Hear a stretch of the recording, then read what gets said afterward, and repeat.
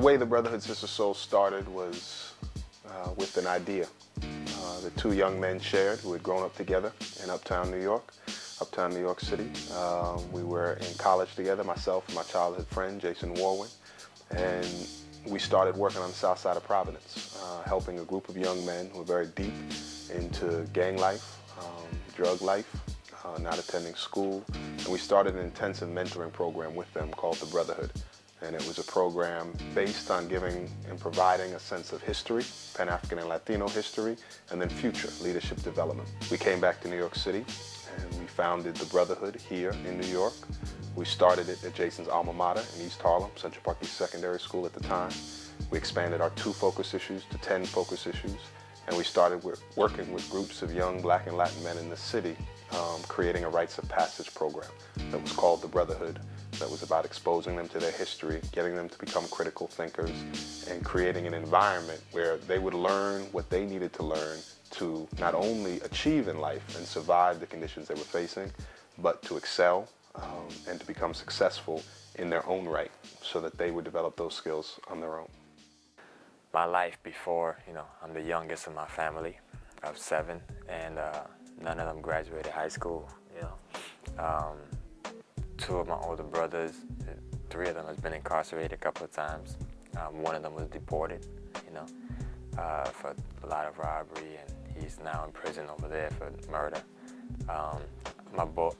My older brothers, have been incarcerated for drug, robbery, and different things.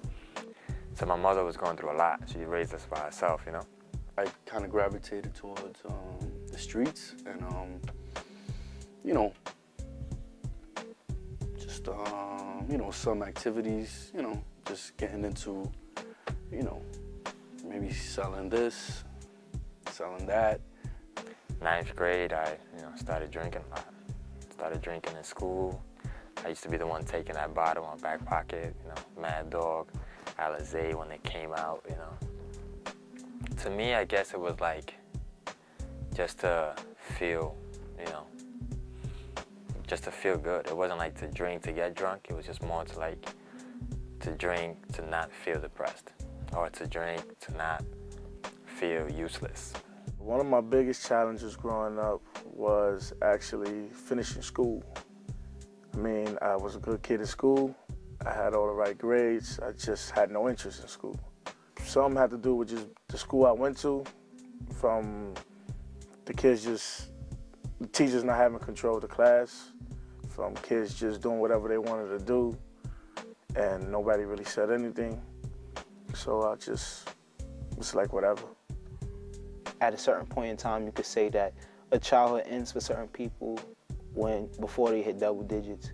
And in my life in particular, I would say my childhood probably ended when I was like 9, and I had to deal with a lot of the harshnesses of reality, not really be able to have a father around in my life at all, and no real positive male influence. A lot of males in my family were in and out of prison, and that was definitely a problem. So I couldn't see where I was going to be necessarily. Everybody always told me what I would become, and always related it to positive context, but still it's, one thing to say something, another thing to see something, and then want to aspire to be that. One of the preeminent challenges is that our young men do not have fathers in their life. 85% of our young people have no father at home. And so you have to identify that from the beginning and then figure out how that affects your work.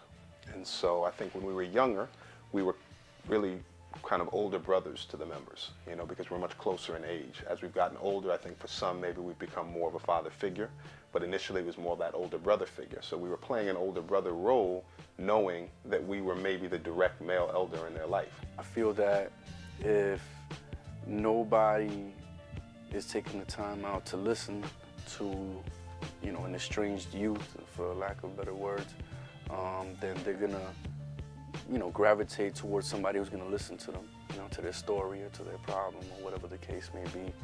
You're gonna be where you stand at all times, and you're gonna associate with folks who are in your immediate vicinity. You know what I'm saying? And if whoever's in your immediate vicinity are like homebodies who like to play video games and play D&D and whatever the case may be, then that's what you're gonna fall into. You know what I'm saying? If the people in your immediate cipher are into selling drugs, and drinking and smoking, then, you know, you can, more likely than not, you're gonna fall into that as well. Being a man is, you know, somebody who pushes mad drugs, who has mad women, who are, you know, sexually involved with many women, and not just one woman, who have many baby mamas and don't really care about it, you know. But I really don't know where that stems from. But I definitely see that as being part of it, because you even hear in the music, you know, they have songs about baby daddies, baby mamas, and about having many women, and how glorious it is, you know, to have it. But when someone gets caught up, you know, with a STD over the child, then they abandon the children, you know, because of that standard. And I definitely see amongst men how they really pride themselves of having, you know, many women, you know, of men, you know, not really just spreading the seeds, not really taking care of, you know, and living up to those expectations and those responsibilities. A thing that I definitely had to say was that a real man didn't cry. A real man learned how to just stand on his own, didn't have to rely on anybody. It was just him against the world. He was like this lone warrior with like no kind of feelings, like isolated, and just all the women loved him. Everybody wanted to be around him at all points in times, and that he was just supposed to do certain things. Honestly, I think society is just messed up, confused, and twisted. I mean, I don't have to be that billboard image, and I'm trying to run away from the billboard image in a sense, so I don't know if my actual individuality is just some kind of trend in the next 5 or 10 years. I think one of the issues is that society defines what it means to be a black man or a Latin man very differently than what they define manhood. If a white young boy wants to look and see images of white male success, they can see a plethora of images. They can see so many different ways of what it means to be a strong man, from the athlete and the artist to the politician to the lawyer to the banker. But so many black and Latin men feel there's only 2 ways, at best 2 ways, and that's either the kind of sports entertainment field or that's drug dealing. Those are the ways to get out of the hood. You know, Biggie said it better than anybody, right? You either got a wicked jump shot or you sling crack rock. Those are the 2 ways to get out of the neighborhood. And we're saying not only are those not ways to get out, not ways to be successful, but their success rate are extremely low. And so we tried to constantly put them in environments where they could see all the different images of black and brown men. We would take them to Broadway plays and see John Leguizamo. We'd take them to see a Huey P. Newton story. We'd take them to movies. We'd take them to culture. We'd have guest speakers come in who were in business, who were lawyers, who were bankers, who were teachers, who were firefighters, anything for them to see other ways. Because the media image is that black men are either criminals, or if you're able to overcome that, you're this hard soldier. And what we say all the time is, if you're a hard soldier every day, and sometimes you need to be a hard soldier in the hood, but if you never let that go, then what does that do to you internally? How are you gentle with your children? How are you gentle with your partner, your future wife, or whoever that might be? That you have to construct your own image of masculinity that's not about simply the physical, but it's about mental and spiritual development as well. And so from the beginning, we've been about developing minds, bodies, and spirits. We don't shy away from the body.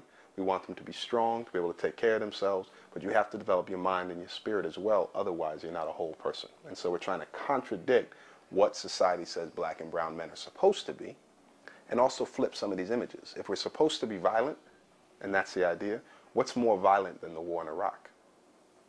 If we're supposed to be violent and gangsters, what's more of a violent gangster than the kind of warlords we see in the American administration right now?